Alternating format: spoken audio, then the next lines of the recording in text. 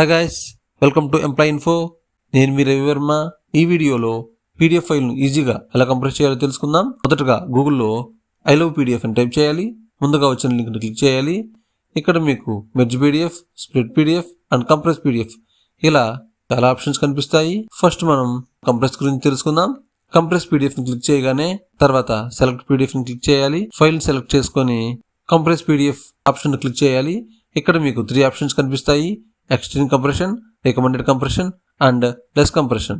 మీకు నచ్చిన క్వాలిటీని మీరు సెలెక్ట్ చేసుకుని వచ్చును.